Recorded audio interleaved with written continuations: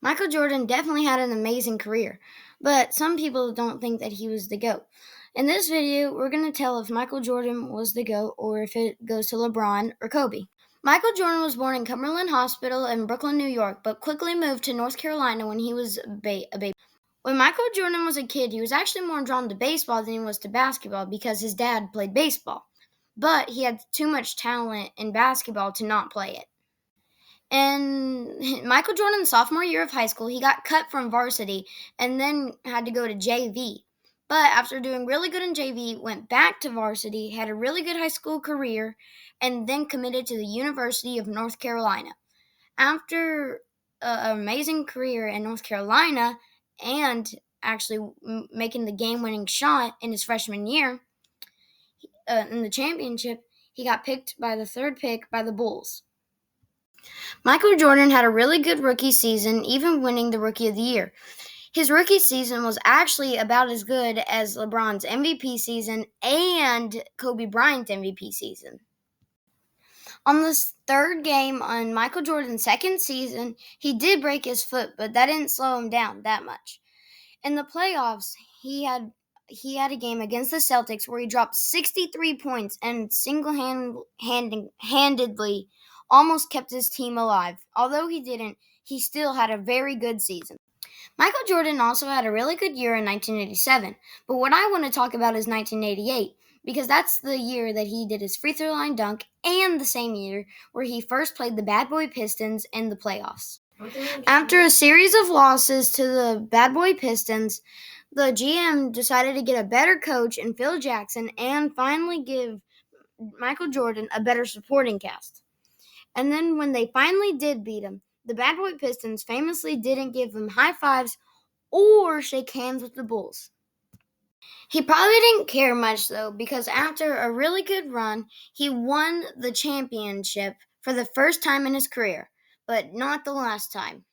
In the 1991 and 1992 season, he had another really good year. He won the MVP, and as we all know, he also won the championship. He won the MVP with a really good stat line, including at 30 points per game. He wasn't celebrating, though, for too long because sadly his father passed away in a car crash right before he won his third NBA championship. After he won his third championship, he decided to go play baseball for 2 years. He came back and he even admitted himself that he thought that he was never going to be the same. Even though he started out a little bit rough, he was still really good that year. And even though it was his first time since the 1980s, he didn't win a championship. But he had a better year than most would after just going off from playing baseball. Even though Michael Jordan didn't play for the Bruins organization for too long, he then went back to playing basketball for the Bulls because he knew that basketball was what he was supposed to do. In the 1995-1996 NBA season, that's when the Bulls had probably the greatest, in my opinion, the greatest season of all time. No offense to the Warriors, but they didn't actually win the championship, so I can't say that they had the greatest season of all time. If they did win the championship, I would, though. That's besides the topic, though.